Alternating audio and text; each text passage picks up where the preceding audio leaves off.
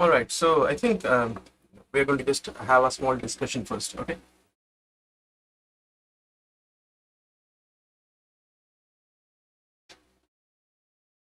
I will wait for more people to join, and then we're going to start discussion here.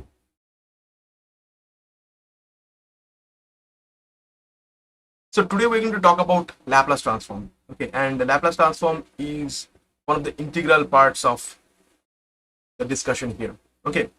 So essentially, if we don't understand Laplace transform, or if we don't have Laplace transform as a tool in our repertoire, in that case, it will be very difficult for us to actually solve the problems that we encounter in control systems engineering.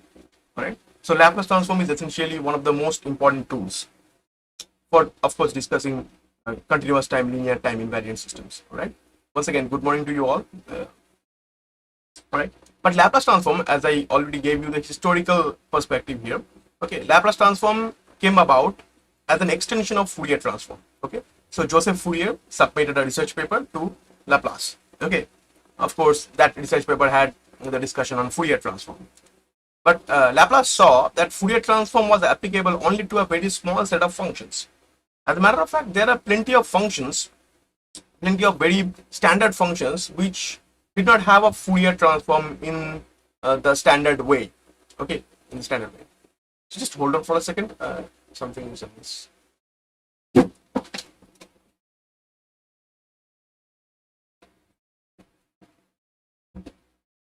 All right. So what Laplace did, he extended the concept of Fourier transform into a more usable transform rather. Okay. So what he did, he ensured that this idea of this integral transform is applicable to more sets of functions, more different types of functions. Okay. As a matter of fact, there are plenty more functions on which Laplace transform is applicable compared to Fourier transform. Okay. So we are again going to introduce Laplace transform with the same perspective behind all of that. So we would, of course, we already have studied Fourier transform with quite a great extent, and then we're going to actually start with the concept of Fourier transform and see where it actually falls short, and from there we are going to actually extend it the way Laplace did it. Okay, so remember, if xt is a signal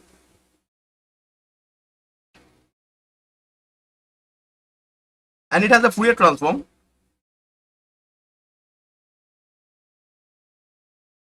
of x omega, okay, then the definition of the Fourier transform that we use is this integration, right?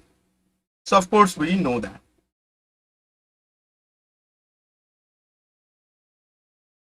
Okay, so that's called the that's the definition of Fourier transform here, right? Once again, during the class, if you have any query, just feel free to ask. Just post the question, I will definitely answer your query, right? But in order for this integral to exist, I mean, if this integral exists, then only the Fourier transform actually exists. In order for this integral to exist, I mean, this function xt has to satisfy three specific conditions. Okay, it has to satisfy three specific conditions, and those conditions are known as the Dirichlet conditions. Let me just recap those conditions. Okay, so in order for this to exist, these conditions must be satisfied.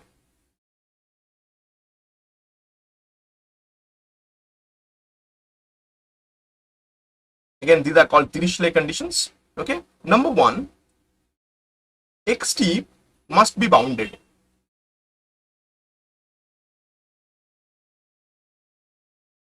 So in other words, xt must not go to infinity per se. Okay, so xt must have an upper bound and a lower bound. Okay, so you should be able to determine a number for which xt is always below that number, and similarly you should be able to determine a number for which xt is always above that number. Okay, so for example, if I say xt is equal to, say for example, t, okay, this is not bounded. Okay, if I say xt is equal to t, this is no longer bounded, because you cannot determine any number for which t is always below that, right? So essentially xt must be bounded, and if that is dissatisfied, then the Dirichlet conditions, this Dirichlet condition is violated. Okay. Condition number two, xt must have finite number of jump discontinuities.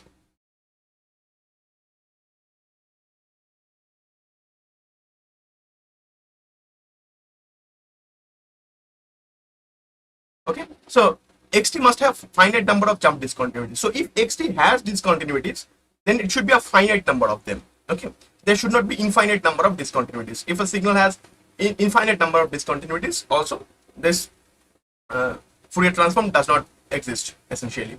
Okay, and also xt must have I mean,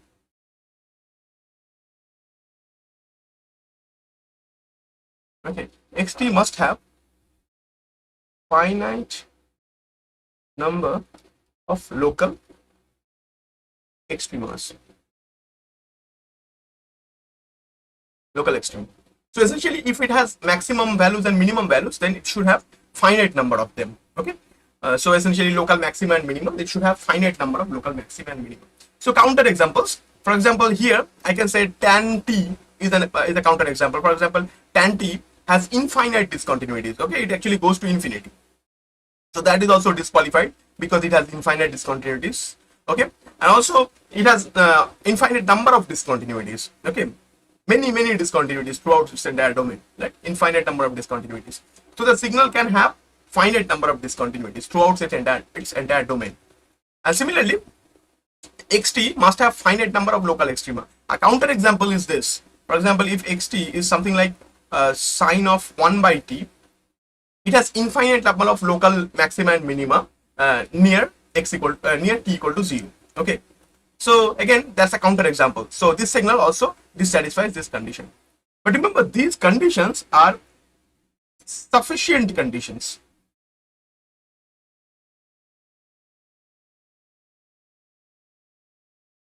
Sufficient conditions for the existence of Fourier transform. So these conditions are the sufficient conditions for existence of Fourier transform. Now, what are sufficient conditions? Sufficient conditions are those conditions, if these conditions are satisfied, then it is guaranteed that you would have a Fourier transform for that signal. But if any of these conditions are satisfied, you cannot readily say that yes, there won't be any Fourier transform. Okay, you cannot just directly say that there won't be a Fourier transform if one of these conditions are dissatisfied. Okay, that's how sufficient conditions are. Okay, so if all the conditions are satisfied here, then you definitely know for sure, absolutely sure, that there will be a Fourier transforms. And somebody is saying how many discontinuities are considered finite? Yes, only a number of discontinuities. Okay, if you can count the number of discontinuities and say, okay, I have these many discontinuities, say for example 10,000 discontinuities, I don't know, maybe whatever. Okay, so if it's a finite number, not infinity, okay, but if I just say for example tan t, okay, it has discontinuity at every multiple of pi by 2, right, at every value of t which is a multiple of pi by 2. Okay, so essentially how many multiples are there of pi by 2? Infinitely many. So how many discontinuities does this signal have? Infinitely many. Okay, so this signal has infinitely many discontinuities, and as such this does not have a Fourier transform. There are several other examples. Okay, so this has to have a finite number of jump discontinuities. All right, and here there has to be finite number of local extrema. So if you once again the example that I gave you was sine of 1 by t. So if you draw this again, I believe I showed you using Python. So there will be infinitely many many maxima and minima, local maxima and minima appearing in the vicinity of t equal to 0. Okay, so this is a very fantastic example. So this signal does not have any Fourier transform, even though this signal is always bounded. This signal is always bounded, and this signal does not have any discontinuity except for at t equal to 0. So this signal is continuous everywhere except for t equal to 0. So this has one discontinuity only. Okay, and this signal is bounded, so it is always having a value between -1 and +1, just because it's like sine theta. But since this signal has infinitely many maxima and local minima around the vicinity of t equal to 0, this satisfies the condition number 3. Okay, but as I was saying, dissatisfying one of these conditions does not necessarily make sure that you don't have a Fourier transform. That's how sufficient conditions are. Okay, so these are sufficient conditions but not necessary conditions. Okay, point being, if the Dirichlet conditions are satisfied, you definitely know that there has to be a Fourier transform of that signal. But if one of these conditions, one or more of these conditions are dissatisfied, then you cannot surely say that this signal does not have a Fourier transform. What is the most popular example? The most popular example would be delta t. Delta t is a Dirac delta impulse, unit impulse signal. Of course, the unit impulse signal dissatisfies the first condition. It is not bounded, right? It is not bounded because we know that delta 0 actually is tending to infinity. When t is equal to 0, it is actually a very high value, extremely high value. So high, in fact, we can call it infinity. So it violates the first condition. It is not bounded. But even though it is not bounded, we readily know that the Fourier transform of delta t is 1. So we know that the Fourier transform of delta t is 1. So even though this does not satisfy all the Dirichlet conditions, but it still has the Fourier transform. So Dirichlet conditions are the sufficient conditions. Okay, if these conditions are satisfied, it is guaranteed to have a Fourier transform. With all those apart, for most functions, delta t is a very, what should I say, irregular example. Okay, but for most regular type functions, the point being, if these conditions are satisfied, then only it has the Fourier transform. Okay, for example, let's consider the very simple function t. Okay, this very simple function t does not have a Fourier transform in the standard sense. It has a Fourier transform in a distribution sense, but it does not have a Fourier transform in the functional sense. Okay, don't worry about what I mean by functional sense and distribution sense, but just understand that in the standard way we understand functions, this very simple signal, for example xt is equal to t, this signal does not have a Fourier transform, unfortunately. Okay, this signal does not have a Fourier transform, and so does t squared, whatever, right? So these signals do not have a Fourier transform because they are not bounded. So now, in order to actually restrict these conditions, these conditions, they come from some other idea. Okay, the idea is that this xt, this signal, has to be such that this signal is integrable. We call it absolute integrability. The criteria is called absolute integrability criteria. Okay, so this signal has to be absolutely integrable. Okay, so in other words, okay, xt must be absolutely integrable, which means that this integration must exist. I mean, it should not go to infinity. This integration, this integral, okay, this integral should be finite, so it should be less than infinity. It should be finite, okay. So that's called absolute integrability. It should be finite. It should not tend to infinity or should not diverge. If that happens, then we can say that, okay, this signal might have a Fourier transform. Okay, this signal might have a Fourier transform. So essentially speaking, this condition, this absolute integrability condition, this was then derived by once again by Laplace, that this absolute integrability condition is both the necessary and sufficient condition for the existence of the Fourier transform. So this condition is both necessary and sufficient. So you can actually disregard the Dirichlet conditions. You can say if the signal is absolutely integrable. Okay. So if this integral exists, now what is this integral? This integral essentially talks about this. For example, let's say I have a signal. What is this absolute integral here? Let's take a signal, okay, and say we have a signal that looks like this. I don't know, and maybe something that looks like this. Okay, so what you're doing essentially, you are taking the absolute area under the curve, absolute area. So you don't subtract the area below. Okay, you add all of them. So essentially, you get the absolute area that way. And if that absolute area is a finite quantity, okay, under a function, under a signal, then we call that an absolutely integrable signal or an absolutely integrable function, for example. Okay, and if that is satisfied, then we say that the Fourier transform exists. So this was again proved by Laplace. Okay, so this is both a necessary and a sufficient condition. Okay, which means we can actually forget about the Dirichlet conditions. We can think about this only. Okay, so if the function is absolutely integrable, then the Fourier transform exists for sure. And if it is not, then the Fourier transform does not exist in the standard sense. Okay, so this is both necessary and sufficient condition. Okay, so this is both necessary and sufficient.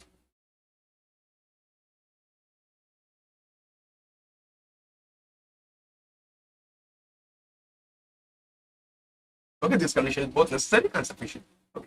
Now let's see a very simple function for which this Fourier transform does not exist. Let's see. Let's say xt is equal to tut, our very favorite unit ramp signal, right? Unit ramp signal. So for this sort of signal, the Fourier transform exists. Let me tell you, in the modern sense, the Fourier transform exists in terms of distributions. Okay, but we are not considering that. We are considering the functional sense of this. So there won't be any proper signal or proper function with which we can represent the Fourier transform here. Let's see, because if we now integrate this, calculate the absolute integral of this. So what is the absolute integral? Take this signal, take the absolute value, and do this calculation. But you know that this signal has a value of 0 before t is equal to 0. So essentially this integral boils down to 0 to infinity. And of course, everywhere it is positive. So everywhere there it is positive. So it is just t. Okay. And ut just gives you that thing that when t is less than 0, this has the value of 0. So it is essentially this integral. Now, of course, if we do this integration, this is going to be t square by 2. Upper limit is infinity, lower limit is 0. Okay. So this integral does not converge. Okay.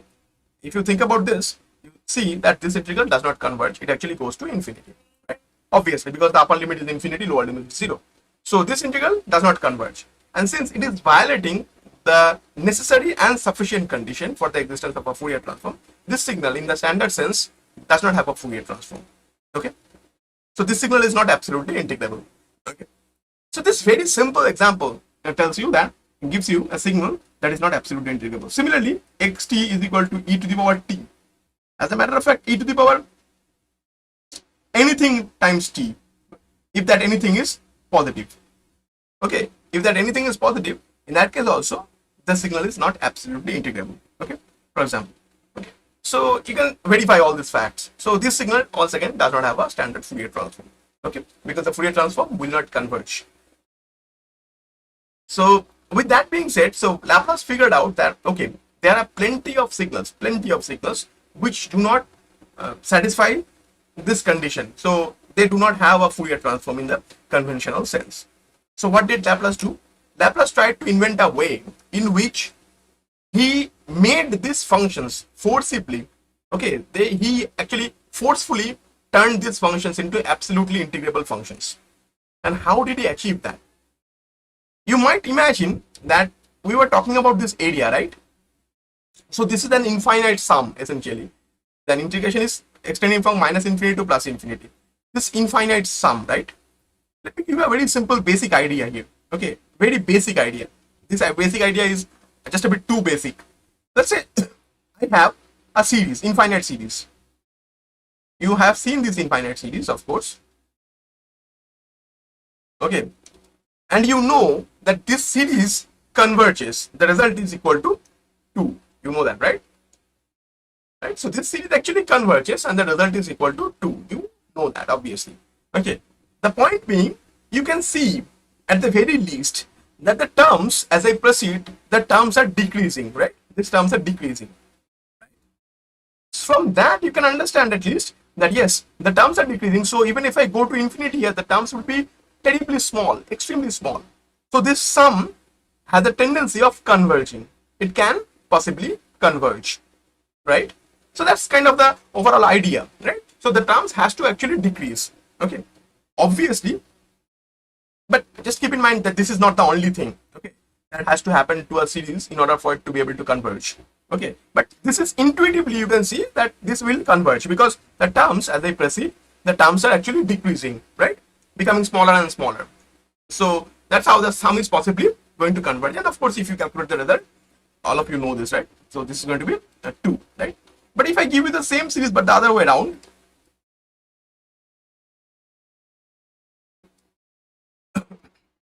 what about this? Of course, you can see the terms are increasing and increasing and increasing, right?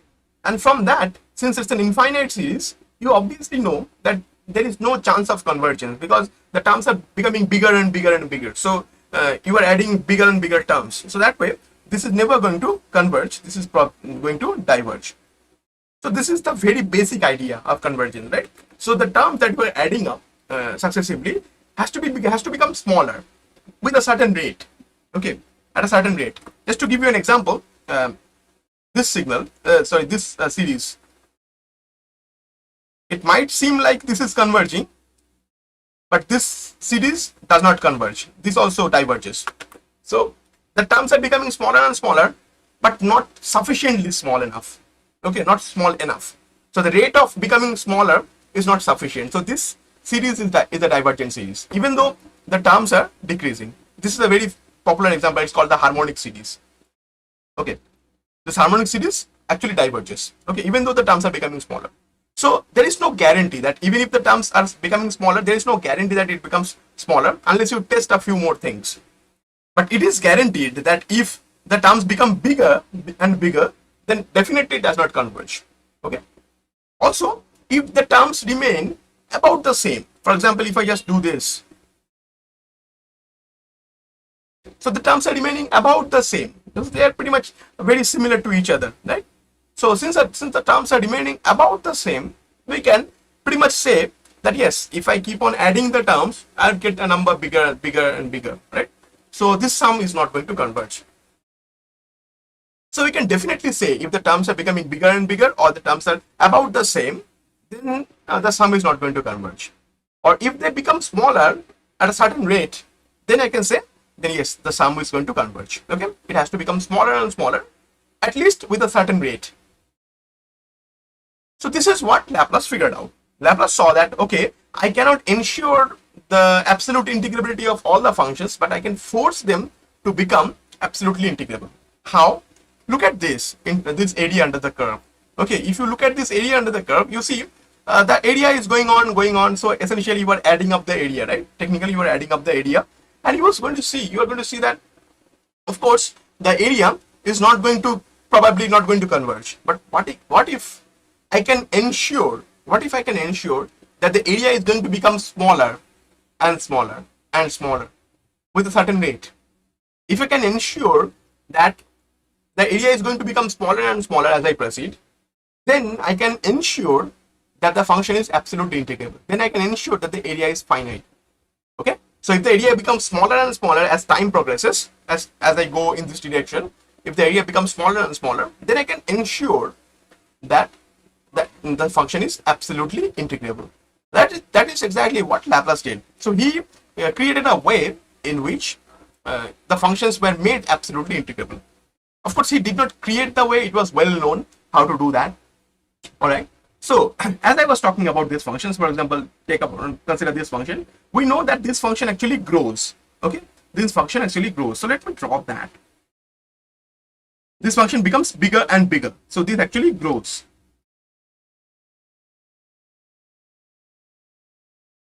Okay, all right. So this function is becoming bigger and bigger, and as such, that's your TUT, right? So this is TUT. Okay, so area is becoming bigger and bigger. So as you proceed in this direction, you see the area under the curve becomes bigger and bigger and bigger.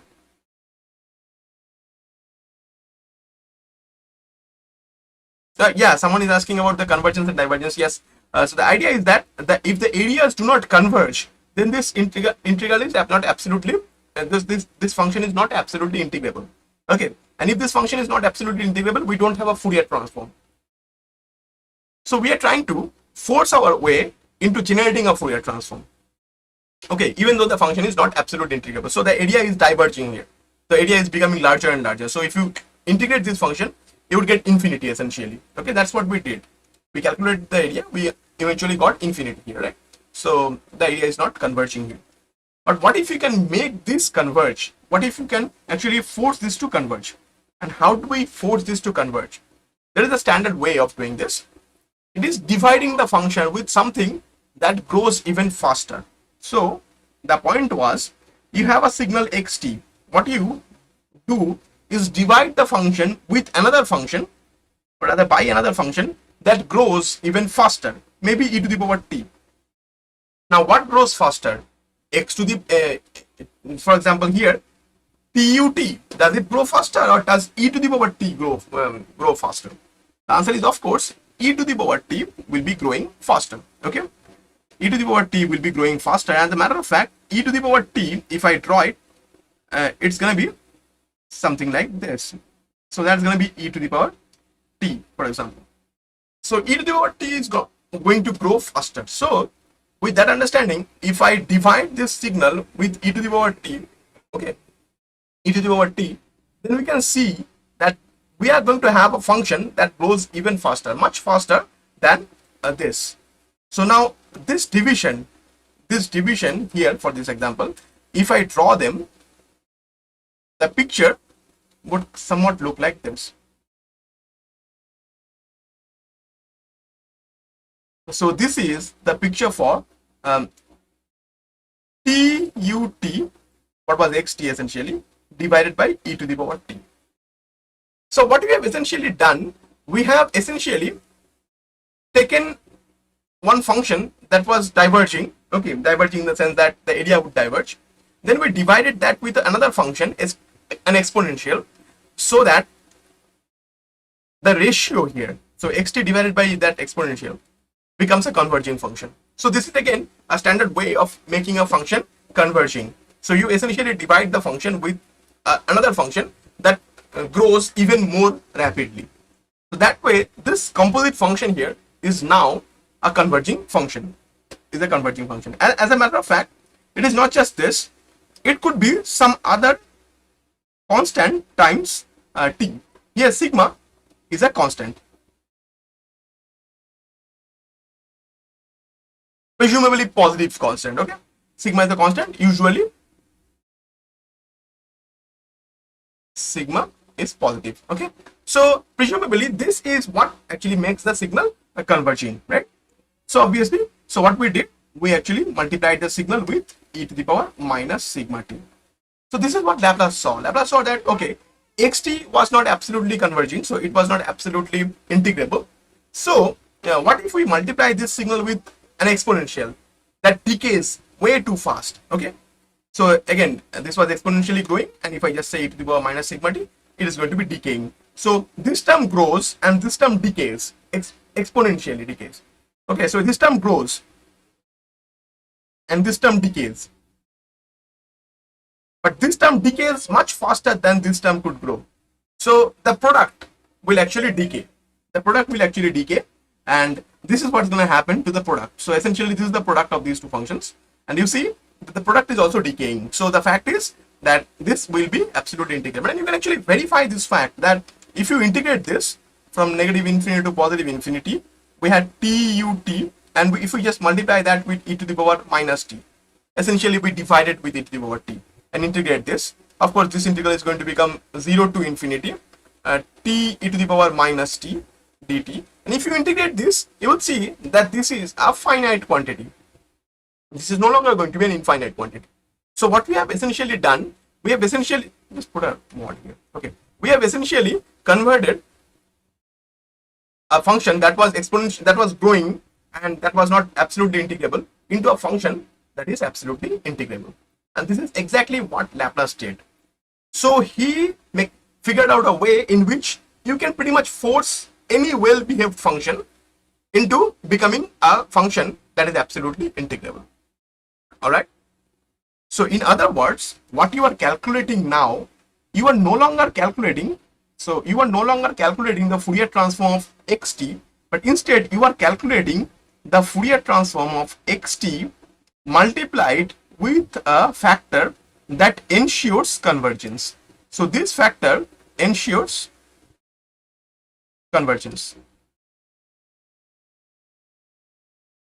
So this factor is ensuring that this Fourier transform is going to converge for many other functions that the native Fourier transform could not could not make sure that converged. Any confusion there? All right. But now let's see if we ensure convergence. So this is the signal for which we wanted to calculate the Fourier transform, but it was not ensured that the Fourier transform was always going to exist. Okay, so this is the signal rather that could or could not have the Fourier transform depending on the situation, right? So now with that being said, what is the definition of Fourier transform? We all know that this is the definition of the Fourier transform. Now we are not calculating the Fourier transform of xt, but instead we are calculating the Fourier transform xt times e to the power minus sigma t, and of course there's going to be minus j omega t dt. That's the definition of Fourier transform. Okay, so this is finite. Okay, this is just going to be 1. You can just calculate this value. All right. So, all right. So now this is going to be the Fourier transform of this quantity now. Okay, so the signal times a quantity that is ensuring convergence. Okay, because this function actually decays. All right. All right. So now with that being said, we can actually we can write an equal to sign here and say integration from negative infinity to positive infinity. We have xt e to the power minus, we can take this sigma plus j omega and write t here dt, right? No problem there, I guess. Keep in mind that sigma is a real number. Okay, sigma is not a complex number, sigma is a real number. Okay, sigma is a real constant. Let me write it down here. Sigma is a real constant, not a complex constant. Okay, it's a real number. Okay, so now what Laplace did, he called this thing that appears here, this thing that appears here, he called it with a name of a complex variable. So he called it S essentially. So what you get is this integration from negative infinity to positive infinity, xt e to the power minus st. And what this is exactly what Laplace called the Laplace transform. So Laplace transform is essentially nothing but Fourier transform, okay, of a signal with a decaying factor multiplied with it. Okay, so Laplace transform is nothing but the Fourier transform of a function where you multiply a decaying factor, which is e to the power minus sigma t. So this is exactly the definition of Laplace transform. You are familiar with this definition. Okay, you are familiar with this definition. So we can say, therefore, we can say that the Laplace transform of a signal xt, hold on,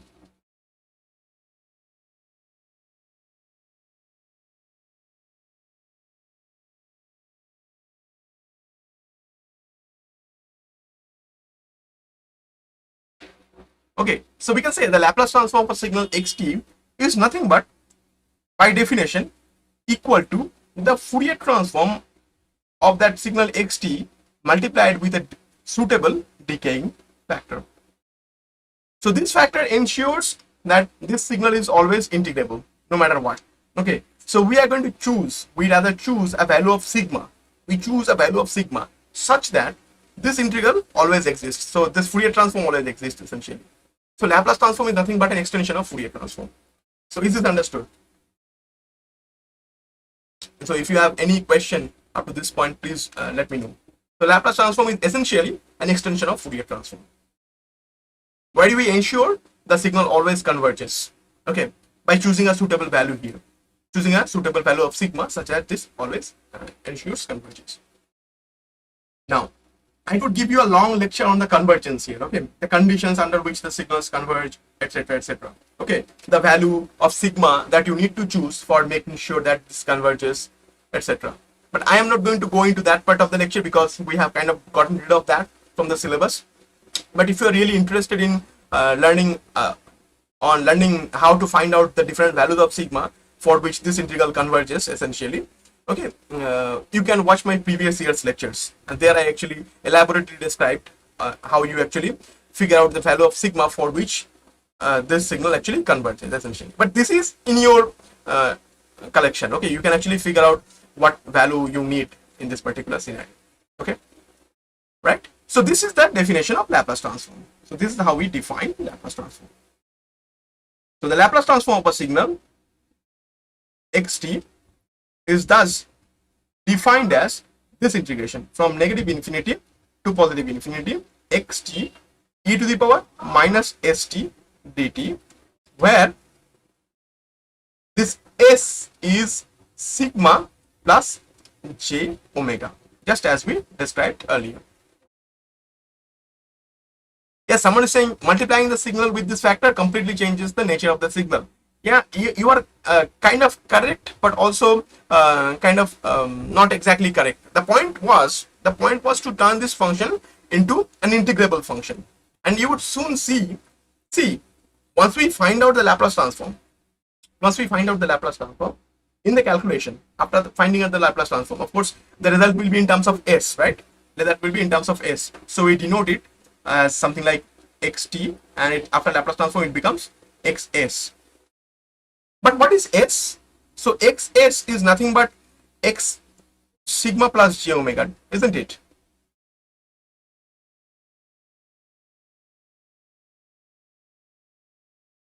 Yes, someone is saying if the function itself does not converge, why does the Laplace transform converge? Exactly. So that's why we actually introduced this term. We are multiplying this with a decaying term, just like this one. Okay, just like this one. So this signal, imagine this signal, it does not have a Fourier transform. Okay, this does not have a Fourier transform in the conventional sense because the function itself does not converge. But if we multiply this with a decaying factor like e to the power minus t here, okay, the area converges.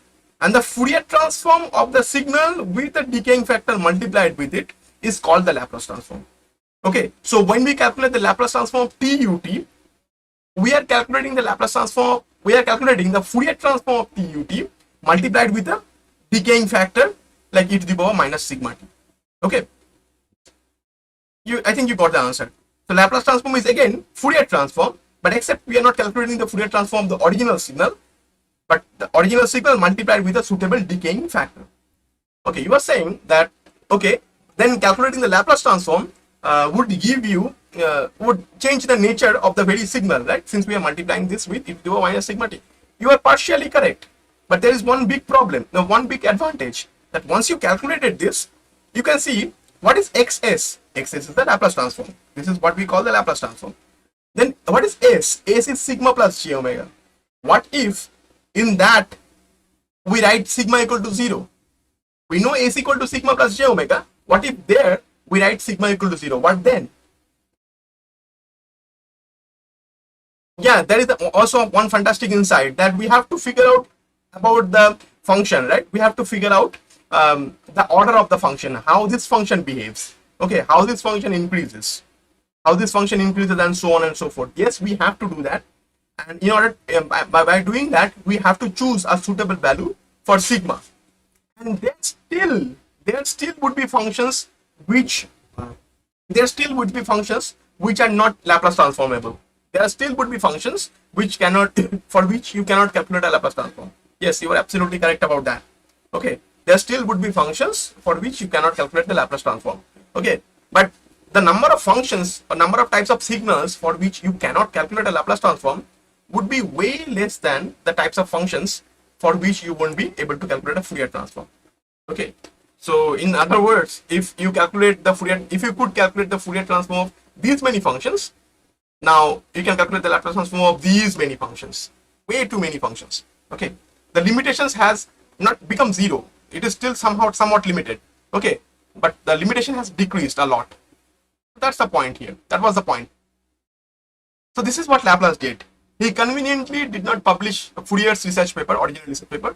He instead published his own research paper, where he essentially published the extension of the Fourier transform. But of course, we know later on Fourier actually came about and published his own research papers.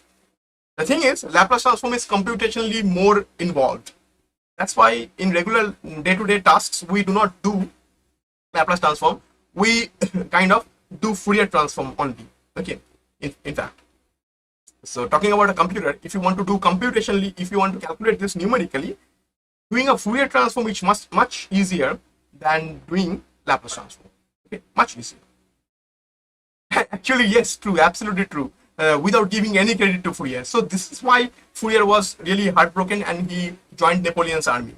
He fought in Napoleon's army and he fought so valiantly because he had nothing to lose. He lost everything. He lost his life's research. He fought valiantly. He was made a general in Napoleon's army.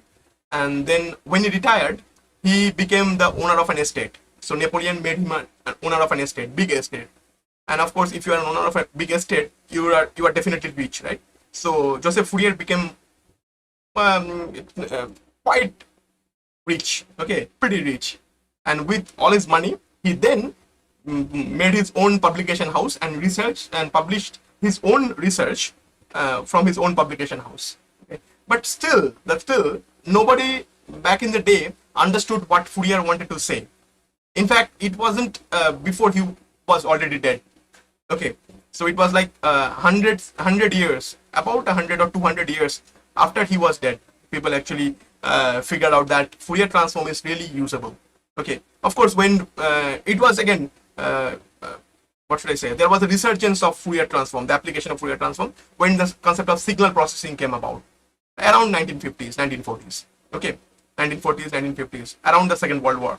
Okay, when people were communicating, doing communication, then they figured out, yes, Fourier transform is usable. Really an important tool in mathematics. So essentially, it was in the late 20th, early 20th century. Okay, so at the end of the First World War and before the Second World War began. So this was so Fourier transform was pretty much digged up from its grave, and was given a new life. Really, okay. It was all associated with communication. So whenever you are trying to communicate a signal, you want to probably see this spectrum and figure out how to communicate. Essentially, the entire concept of communication engineering, okay, is built on Fourier transform. So if you don't understand Fourier transform, you would understand nothing of communication engineering. Okay, so just keep that in mind. Okay, and again, let me just repeat the question. One of you said that okay, by doing this multiplication and calculating the Fourier transform, we are essentially calculating the Fourier transform of a completely different thing. You are partially correct, but the thing is, once we calculate this, we are getting a function in terms of s, but we can always replace the s with j omega. That way, we are replacing sigma with 0. Essentially, what we are doing, we are getting the Fourier transform back. There is a small caveat though. In this. Just hold on.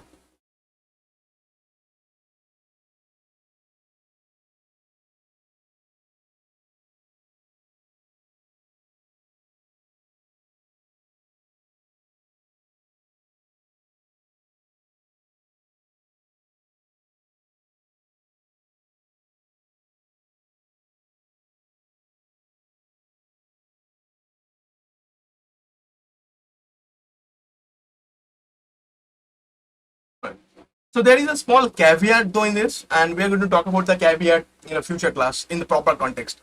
Just keep in mind, for many functions, if you calculate the Laplace transform, and if you just replace s with j omega, you get the Fourier transform for many functions, but not for all, not always. Okay, just keep that in mind. Okay, there is a small caveat. But let me just tell you once again, anything that Fourier transform can do, Laplace transform can do. Okay, but everything that Laplace transform can do, Fourier transform cannot always do. Okay, so Laplace transform is a superset of Fourier transform. You can imagine that way. Okay, essentially it can actually do everything that Fourier transform can do. Okay, so the convention is the Laplace transform of xt is expressed as xs with a capital letter, just like your Fourier transform. Okay, now let's talk about causal signals. Causal signals, the types of signals we are going to deal with exclusively. Okay, just one more thing. In the just previous year's lectures, I discussed, we dedicated like one full class where we discussed the convergence. Okay, the condition under which this sort of integral converges. So we figured out values for sigma for many different signals. This is exactly what we are not going to do in this class, but I can give you the link to the lecture, and you can always go back and you already have in this channel, right? The previous year's lectures, and if you are interested, you can actually watch them. Okay, so we are completely getting rid of the convergence part from our course. Okay, okay, that's a very interesting question. If you put sigma equal to 0, is it possible that we are going to end up with an undefined result? And no, in most cases, no. Okay, in most cases, no. And this will be more evident once we discuss some ideas of systems.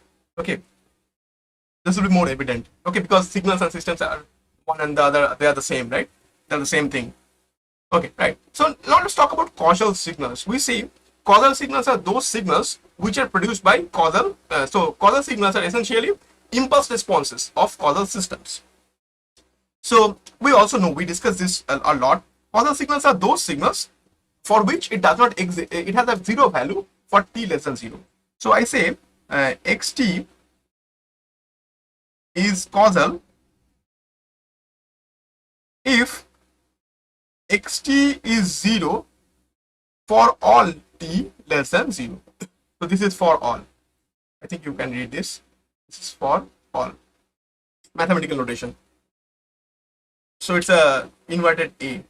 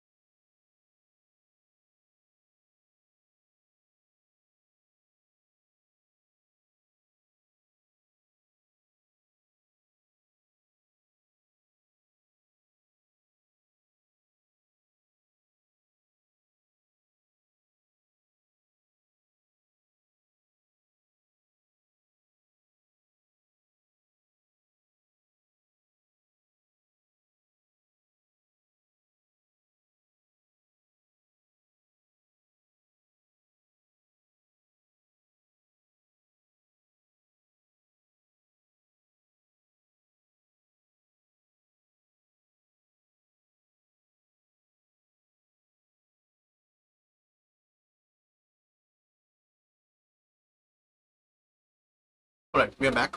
And so, as I was saying, when we discuss stability, we are going to talk about some of these conditions. Okay, all right. So, again, let's talk about causal signals. Causal signals are those signals for which it has a value of 0 when t is less than 0. Okay, you are talking about causal systems, I hope. Okay, we're talking about causal signals, not causal systems. Just keep in mind, causal systems are those systems for which determining the present output, okay, requires the knowledge of the present input and possibly the present the past inputs. So systems, right? What about causal signals? Causal signals are those signals for which it has a value of 0 for t less than 0. Causal signals we're talking about. Okay. So this is not causal system. Okay, this is causal signal.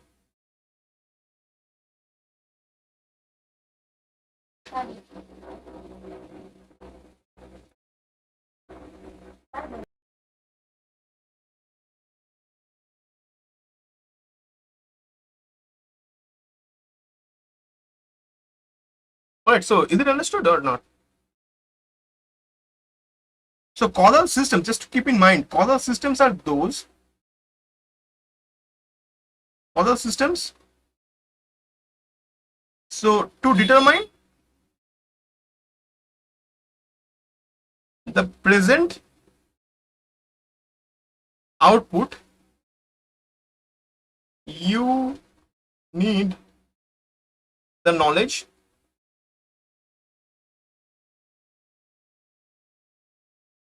of the present input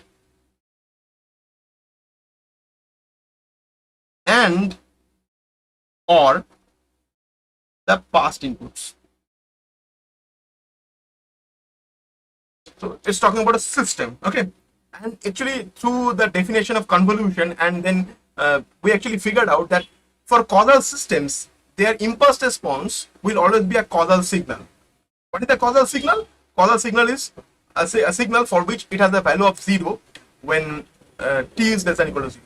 So we proved through the concept of convolution and with a few conditions that the impulse response of a causal system will always be a causal signal. The impulse response of a causal system is always going to be a causal signal. Also, if you excite a causal system with a causal input, the output is also going to be causal. So if you have a causal system and the input is also a causal signal, the output is also going to be causal. Okay, so that is something we are going to have. So in our context here, all the systems that we discuss are causal because we are talking about continuous time systems, analog systems. Analog systems cannot be non-causal. A non-causal system is such for which, in order to determine the present output, you need the knowledge of future inputs. That's not possible for analog systems. Okay, so analog systems are always causal, and of course if signals are produced by an analog system, then that signal is also going to be causal.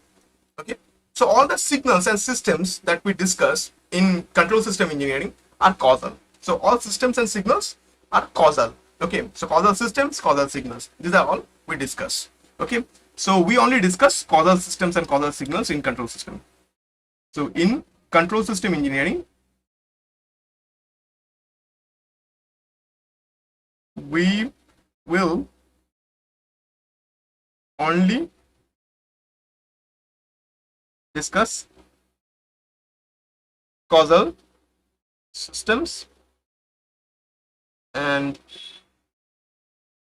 causal signals.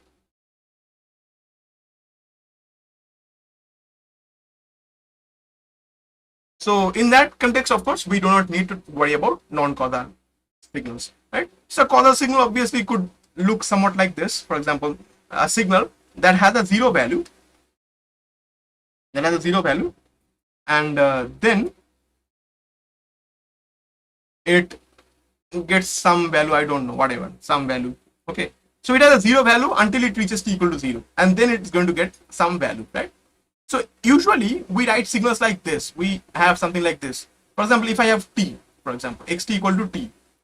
Now this is not a causal signal. Okay, this is not a causal signal because if you draw this xt equal to t, it's gonna look like this. xt equal to t is gonna look like this. But the moment you multiply this with ut, so t ut, essentially what happens? We know ut has a value of 0 when t is less than 0, and it has a value of 1 when t is greater than or equal to 0. So essentially what it does, it gets rid of this portion. Okay, it gets rid of this portion and turns this signal into a causal signal. So the very convenient way of turning a signal into a causal signal is just multiplying the signal with ut. And we often do that. We usually do that in control systems engineering to turn a signal, forcibly turn a signal into a causal signal. Okay. Now, if we are only dealing with causal signals, then what about the Laplace transform? What about this very definition here? Okay. See, the Laplace transform of a signal was defined. The Laplace transform of a signal xt was defined as this integral, right?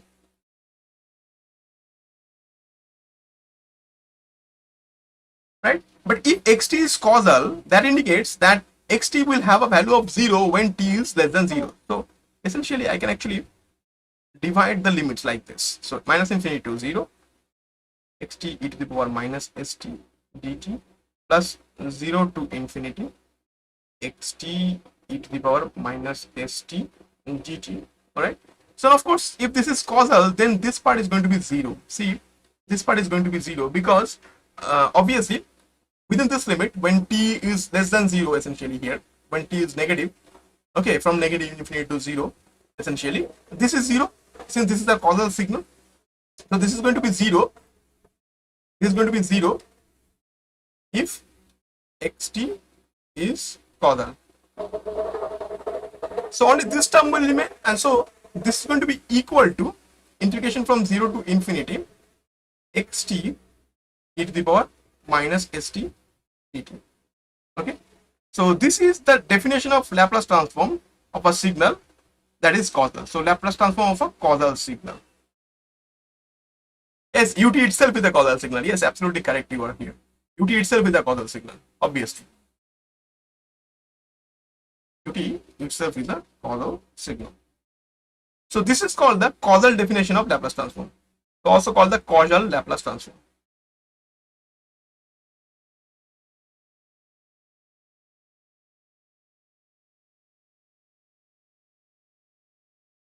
In electrical engineering, also in electronics engineering, Laplace transforms are by default considered to be causal. So this is the definition of Laplace transform we consider in electrical engineering as well as in electronics engineering. Okay, but if you are studying mathematics, you probably are going to consider the non-causal definition, the standard definition. I mean, this is the standard definition. Yeah, this is the standard definition, but we sometimes do not consider that.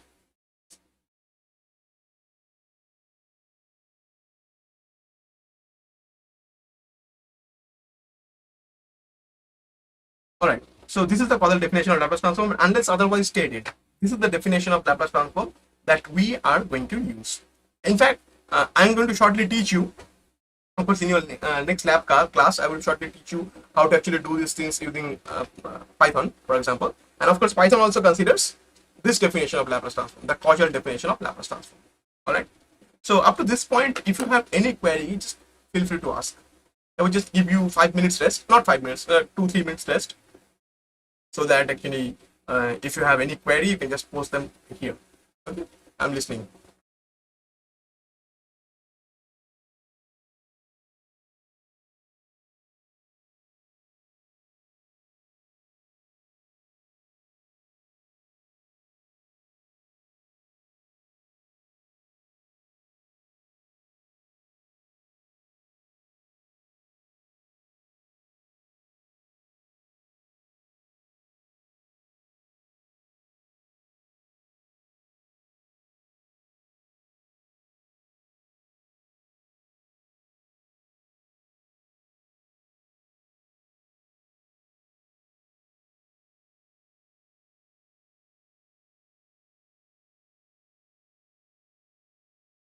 It seems like all of you have got this far quite well enough.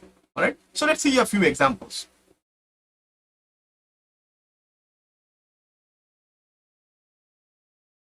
All right, let's see a few examples. Okay, let's say let's calculate the Laplace transform of delta t first. Okay, Laplace transform of delta t, the unit impulse signal. Okay, and here, since delta t is not a causal signal, okay, it is not really a causal signal, it's not really a non-causal signal, it's neither. So we are going to apply the full definition. Unfortunately, we're going to apply the full definition. So that's going to be delta t e to the power minus st dt. Okay, and with that being said, this is a delta t, and since this signal is just like that, we are integrating this. Now we of course know that the property of this property of the delta t times ft dt is f0, right? This is one of the most famous properties of the impulse, and you of course know this property very well. So this is going to be equal to, so this is your ft here, something like this is your ft. Okay, this is your ft. Okay, so the answer is going to be f0. So e to the power minus s times 0. So that's going to be 1. So the Laplace transform of delta t is 1, just like its Fourier transform. The Fourier transform of delta t is also 1. Okay, so we just figured out that the Laplace transform of delta t is equal to 1.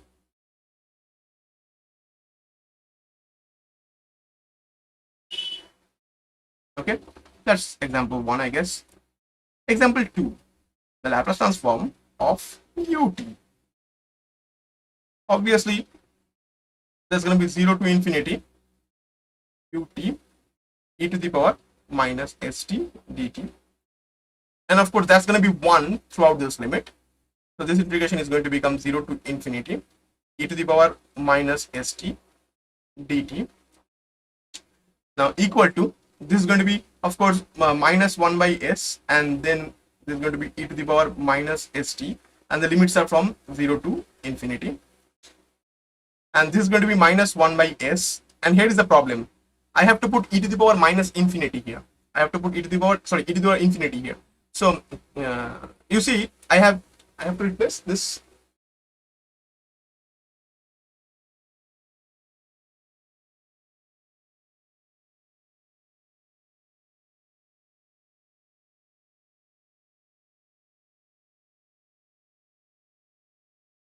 All right, so now if you think about the upper limit, just give you one hint here. If you put the upper limit, what are you putting? Instead of t, you are writing infinity, right? So essentially, this is what we are calculating. We are calculating limit t tending to infinity e to the power minus st, right? I told you I'm not going to discuss convergence here, but still I'm just putting a small discussion on convergence here.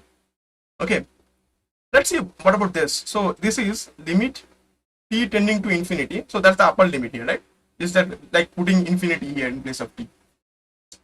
So this is going to be e to the power. So what is s? S is sigma plus j omega, right? So this is again equal to limit t tending to infinity. Now what is this quantity? That's going to be e to the power minus sigma t times e to the power minus j omega t. All right, so that's going to be limit t tending to infinity e to the power minus sigma t. And what is e to the power minus j omega t? That's going to be cos of minus omega t plus j sine minus omega t. You people know that. So this is like e to the power j theta, where theta is minus omega t. Now of course I can get rid of the minus sign because cos of minus theta is cos theta, and here will be a minus sign so that we get rid of this, obviously, right? So that's the thing. Now here we are putting infinity as the limit here. Okay, now you see, if I put t equal to infinity, what happens to this? I mean, this is always varying between plus 1 and minus 1, right? This is always varying between plus 1 and minus 1. So this is between minus 1 and plus 1. Okay, this is always varying between plus 1 and minus 1. Sorry, yeah, minus 1 and plus 1. Similarly, this is also varying, this thing is also varying between minus 1 and plus 1. But this is the complex number, right? This is the complex number. So this complex number is always varying between plus 1 and minus 1, right? And as a matter of fact, if you think about this, this complex number, e to the power minus sigma t, okay? So this is again, if you think about these as points, okay, the points, you see that they're square them up and add them up. So essentially, if you calculate the magnitude of this complex number, the magnitude of this complex number is always equal to 1. Okay, this complex number, whatever this complex number is, let's say that this plus a plus jb. Okay, calculate the magnitude of this complex number. That's going to be cos square omega t plus sin square omega t. That's going to be 1. So the magnitude of this complex number is always equal to 1. Okay, so this complex number is always, the magnitude of this is always equal to 1. Okay, so this is not never going to go beyond the magnitude of 1 in total, right? The absolute value of this complex number. So even if I put t equal to t tending to infinity, the magnitude of this complex number, okay, is always going to be equal to 1. So it does not matter, right? Whatever is there inside, this is always going to be equal to 1, the magnitude. But this is the thing that determines the final outcome, because if this is bounded by a value of 1, so the magnitude bound here is 1. Yeah, this cannot converge to a single value, right? These are oscillating terms. Yeah, absolutely right. You are absolutely right. So this cannot converge to a single value. These are oscillating terms. But what about the magnitude? I mean to say their magnitude never goes beyond 1. It is exactly always equal to 1. It is exactly always equal to 1. What about this quantity? Now there are two possibilities. So sigma is the real number. Remember, sigma is a real number. So sigma could be a positive real number, could be a negative real number. If sigma is a positive real number, say sigma is positive, then sigma is positive. Say sigma is equal to 2. Say I have then e to the power minus infinity, because sigma is positive quantity. I have e to the power minus infinity, because if I put t equal to infinity here, okay, I get a e to the power minus infinity. That's why this becomes 0. So I say if sigma is greater than 0, then e to the power minus sigma t becomes 0. But if sigma is a negative quantity, say this is minus 1, sigma is minus 1, then this becomes plus 1 with this minus sign. So this becomes e to the power plus t. And then if I put t equal to infinity, t tending to infinity, then this becomes e to the power infinity. That's infinity. So if I have sigma less than 0, then e to the power minus sigma t actually goes to infinity. Okay, so this thing that is bounded by a value of 1 always. Now there are two possibilities. It gets either multiplied by 0 or multiplied by infinity. So this has two possibilities. This factor can either become 0 or become infinity.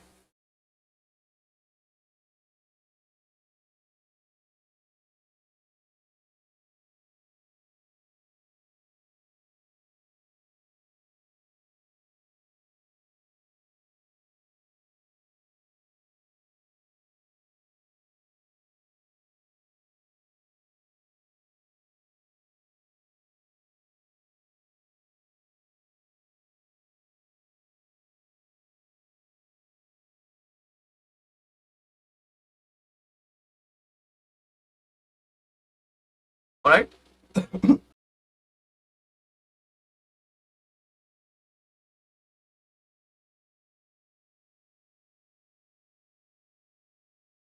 So there are two possibilities here, right? So we are going to assume this possibility, because I told you earlier that in the entire concept of Laplace transform, we are free to choose whatever value of sigma we want. So now we are going to choose sigma greater than 0. So this is the concept of convergence. So the Laplace transform does not converge without any condition. Okay, you have to choose a suitable value of sigma. Here we are choosing sigma to be greater than 0. If that condition is satisfied, then this converges and this becomes 0. So 0 multiplied with something also becomes 0. That's the point. So that's how we can actually go back into this discussion and put the upper limit here, and in the upper limit we can write 0. So when we put infinity here as upper limit, we're going to say this becomes 0. And why does this become 0? We are inherently assuming that sigma is greater than 0. This is again an off-topic discussion, because we are not going to discuss convergence, but this is a discussion on convergence nonetheless. Okay, so this is the discussion on convergence. We are going to assume that this is becoming a 0. Of course, if I put the lower limit, of course minus sign, lower limit, if I put e to the power 0, and then that's obviously 1. And so this is obviously 1 by s. So there was just a condition that sigma is assumed to be greater than 0. Okay, but we are not writing that because we are not discussing convergence at all. So we figured out that the Laplace transform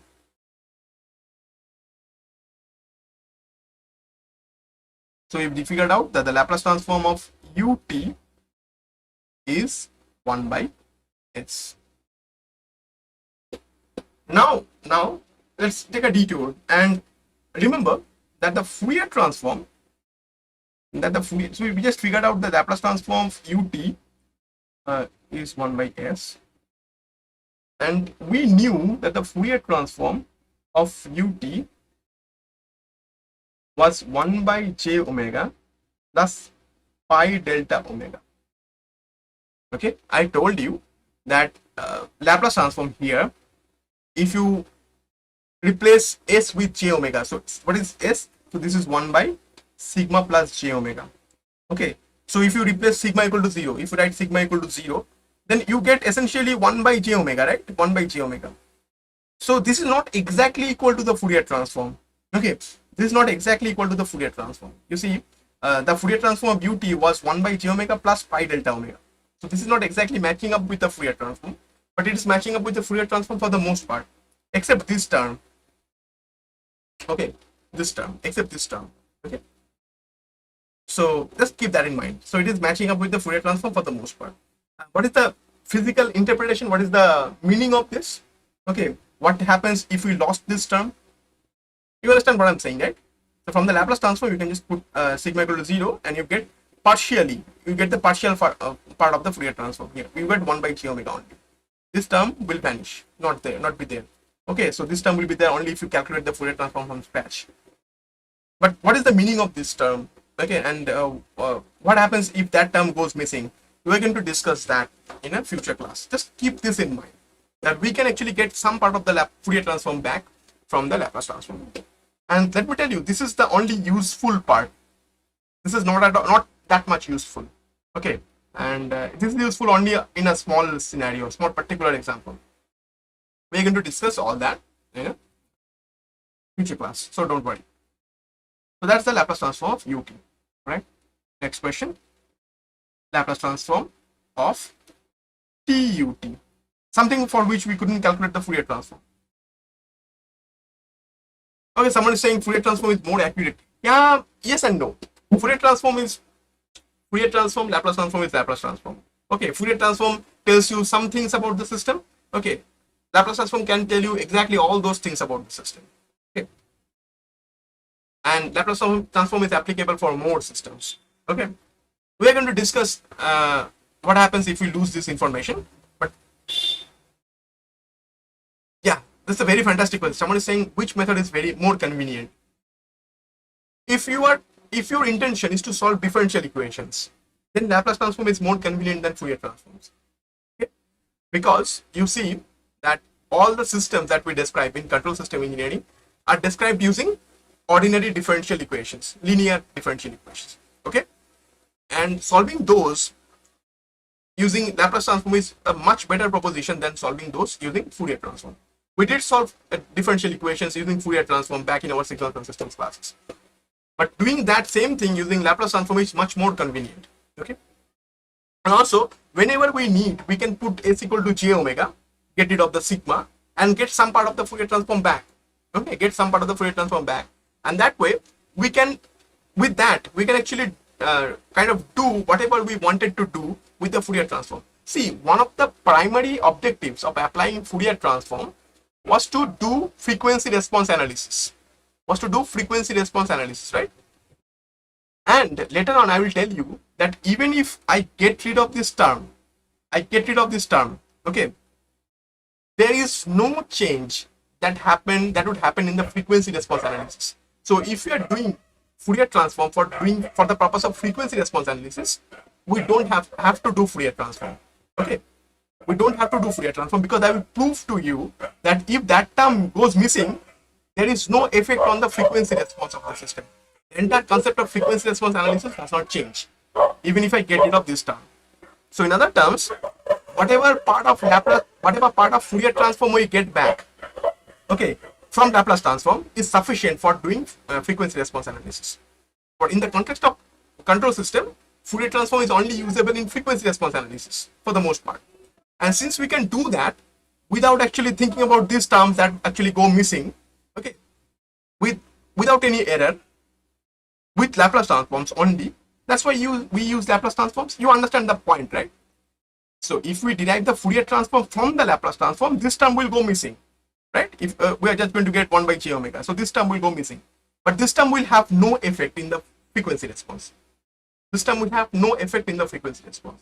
And because of this reason, we can actually use Laplace transform for all of it. Okay. Yeah, once again, Laplace transform is computationally more complex, computationally by a computer, not by you and I. Okay, since we are not doing it computationally, we are doing it symbolically. Okay, symbolically, since because of that, Laplace transform is easier for us to do. Okay, Laplace transform is easier for us to do. And of course, we won't even have to do this. I will tell you how to use Python to do Laplace transform for you as well. Okay, but again, I would strongly encourage you to learn. You understand the point, right? So the only reason why we would have used Fourier transform is kind of nullified here.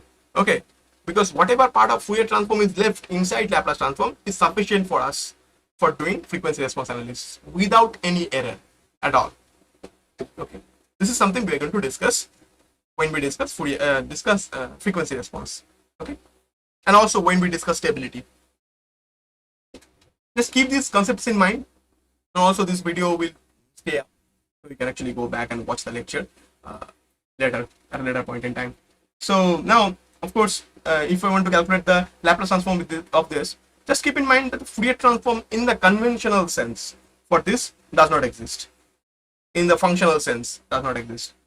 But there is another sense of Fourier transform called the distributional sense. Okay, in the distributional sense it exists. That's a different topic altogether. We are not discussing that. Okay, all right. So we are integrating this. So from 0 to infinity, we have t ut and e to the power minus st dt. Now, of course, ut is 1 throughout this limit, so it's going to be 0 to infinity t e to the power minus st dt. And of course, now we have to do what is called integration by parts, unfortunately. So integration by parts. So we have to consider this t to be the first function. So let's do that. E to the power minus st, and the limits are from 0 to infinity, and then minus integration derivative of this term. So that's going to be 1. Then integration of that term, e to the power minus st dt, another dt, and the final limits are from 0 to. That's integration by parts on this. Okay, all right. So let's leave this for the moment. T e to the power minus st 0 to infinity and minus. So that's gonna be with this integration. This is gonna be minus 1 by s e to the power minus st, and then there's gonna be another one. So this is gonna be plus 1 by not plus. This is gonna be minus ultimately minus 1 by s square, and the integration is going to be 0 to infinity. So minus 1 by s square, and finally this is going to be e to the power minus st 0 to infinity. Not a problem. Not a problem. And you of course know the limits here, right? So here it's not a problem. We are going to deal with this, okay, shortly. But here we have that same limit as before. Okay, as before, as in this discussion. Okay, as in this discussion, same limit as before, right? So this is going to be of course minus 1, so upper limit. So we are going to assume the same condition here. We are assuming the same condition. So this is 1 by s square, and same condition. When I put the upper limit, we are going to assume sigma to be greater than 0, and as such this is going to become 0, and lower limit gives you 1. Now what about this? When we put t tending to infinity, we have a situation here. Okay, so we are somehow discussing convergence. Okay, so t times e to the power minus st. I told you that this is a decaying term. This is a decaying term, right? Decaying term. So in other terms, let me write it this way. So t by e to the power minus s. Sorry, t by e to the power st. Now this term grows. This term also grows. Both of them grow, right? This one grows. This one grows. But now, which one grows faster? Obviously, e to the power st will grow faster, understandably, if sigma is positive, because we know that this is kind of going to be limit t tending to infinity, t divided by, this is 1 plus st plus st whole square by 2 factorial plus st whole cube by 3 factorial, and so on. So it will have cubic terms, fourth order terms, fifth order terms. So all these higher order terms will be here. So whatever, however t grows, this will grow even faster. Of course, if sigma is positive. Okay. That way, this term is, the denominator is going to go faster, much faster. In fact, that this denominator is much larger than the numerator if t becomes infinity. Since the denominator is much larger than the numerator, okay, this ratio is equal to 0. So the upper limit is 0. And of course, if I put the lower limit, that's also 0, because it is 0 times 1. Okay, so when you put lower limit 0, this becomes 0 and this becomes 1. So it is 0 times 1, so it's 0. That's the end of the result. So again, keep in mind, this is the calculation. Okay, I'm just going to make this a footnote.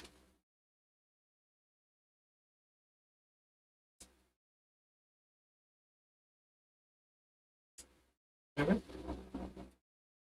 So final calculation, that gives you 1 by s square.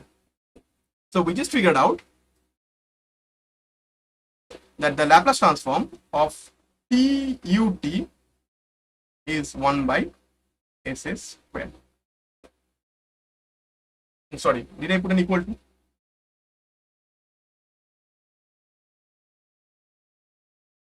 The Laplace transform of this is 1 by s square.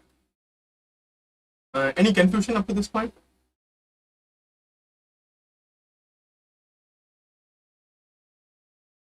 And similarly, you can actually do this yourself.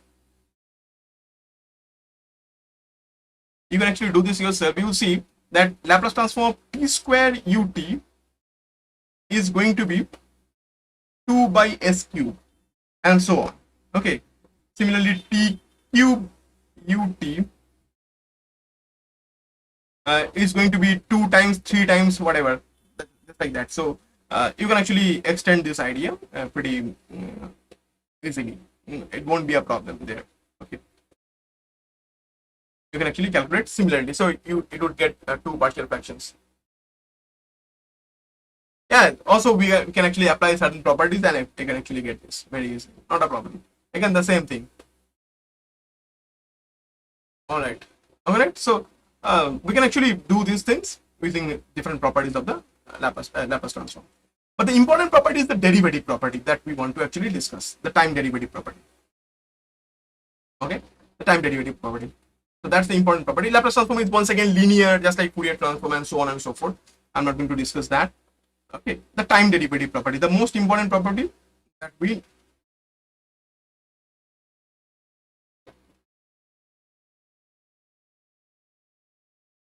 time derivative property. So that most important property that we need to discuss regarding Laplace transform. The point was, if the Laplace transform of xt is xs, question is, what is the Laplace transform of x dot t? Now what is x dot t? That's the derivative of xt. Let's calculate that. Laplace transform of x dot t. X dot t is the derivative of xt, right? Understandable, I guess. Okay. So let's write x dot t. So which is equal to the Laplace transform of dxt dt. So by definition, this is going to be 0 to infinity dxt dt.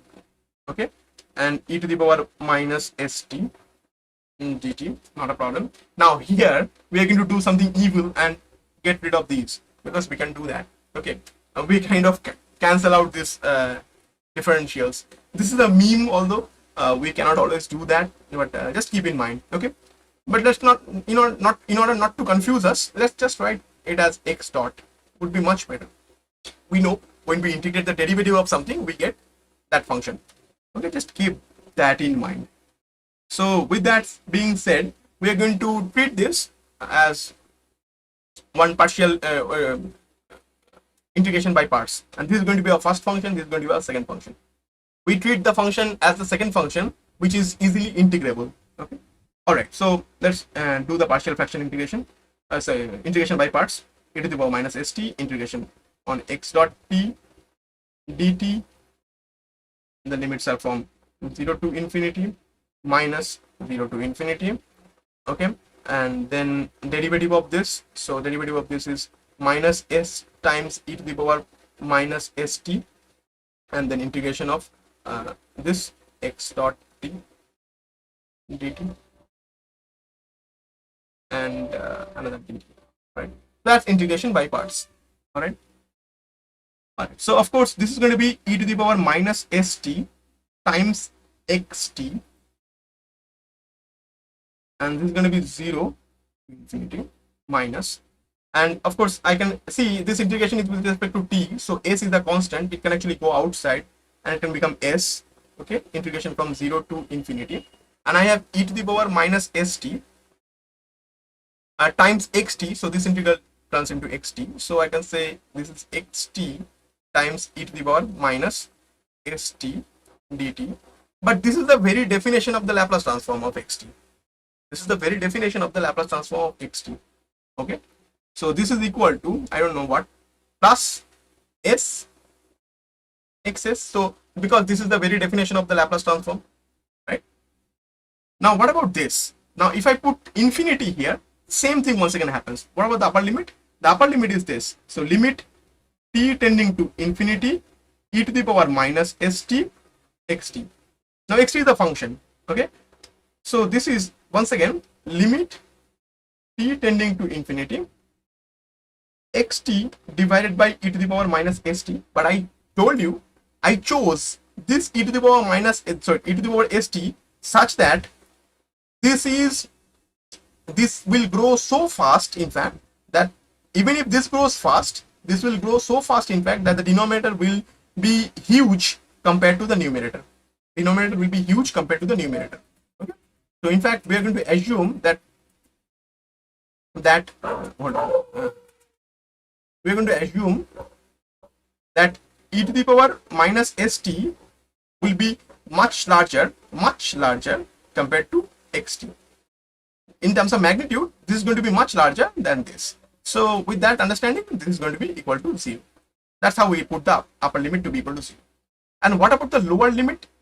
If I put the lower limit, so this is minus, of course, minus lower limit. So this is going to become, so this is going to be 1 and this is going to be x0. So I have minus x0. So let's bring this once again to this. So this is again just a footnote. Okay. So in other terms, we have s xs minus x0. So keep in mind this is small x. Okay, this is small x.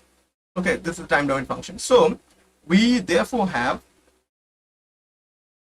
that the Laplace transform of x dot t is equal to s xs minus x0. Okay, so this is what we sought to figure out. S xs minus x0. All right. All right. So this is what is called the initial condition of the function. So initial value of the function. Initial condition of xt. So this is the value of xt when t is equal to 0. So this is the initial condition of xt. So in our conditions, when we apply to what should I say? When we do transfer function methodology, then we assume 0 initial conditions. So if we assume 0 initial conditions,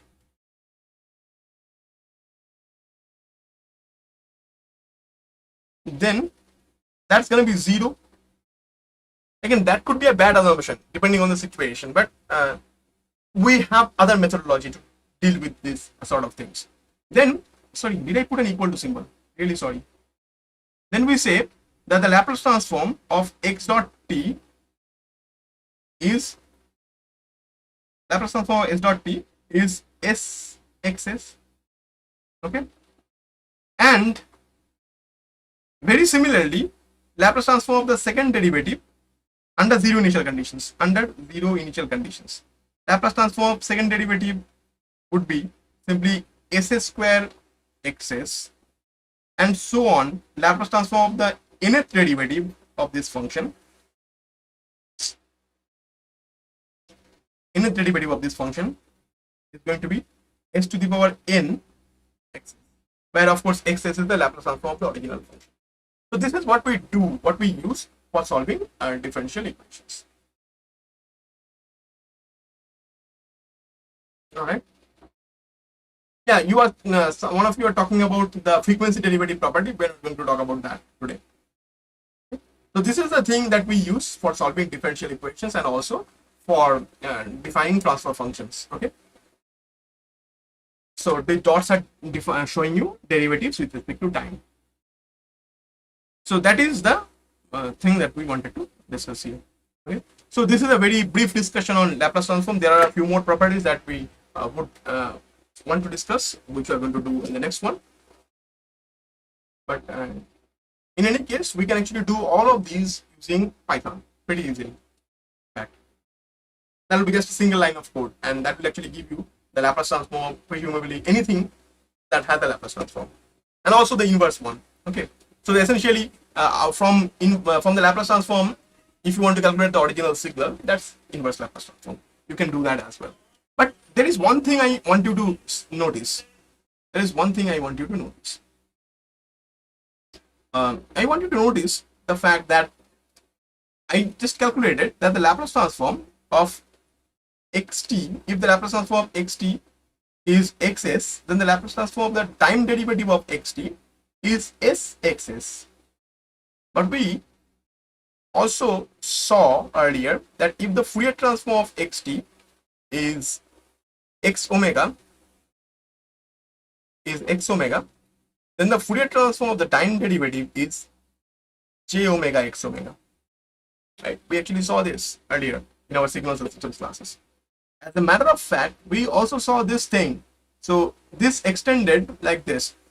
The nth derivative, Laplace transform of the nth derivative of xt was s to the power n xs. Of course, under zero initial conditions. Under zero initial conditions. That is, of course, has to be satisfied. We saw the same thing for Fourier transforms as well. So the nth derivative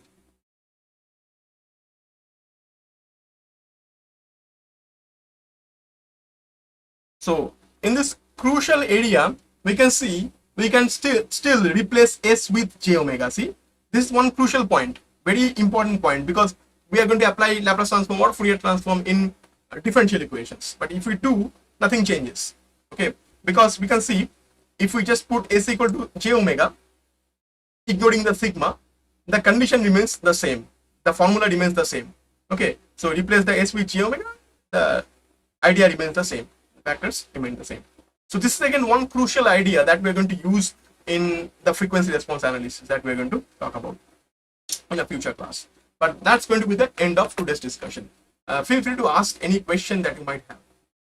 And also, why is the attendance so low? I can only see 17 of you who are being present in this class. So why is the attendance so low? I mean, are you not interested in this, or are you not understanding anything I'm talking about?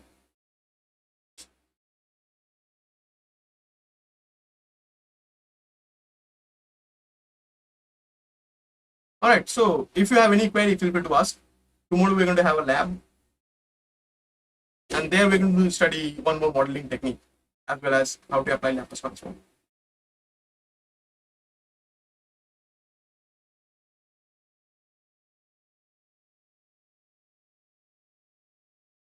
All right, so if you have any query, just feel free to ask here.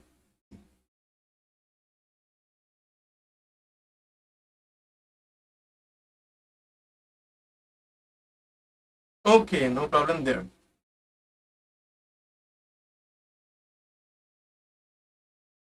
All right.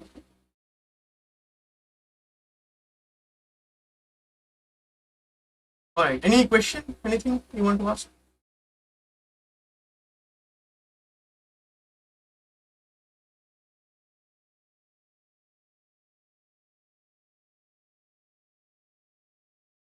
All right. So I would just end with one small exercise since you don't have any queries. So one small exercise. So this is the homework. Is one small exercise, and you have to calculate the Laplace transform of e to the power minus a t times ut. Okay, the Laplace transform of that. Just calculate that as a homework. All right. So thank you very much. I will see you tomorrow.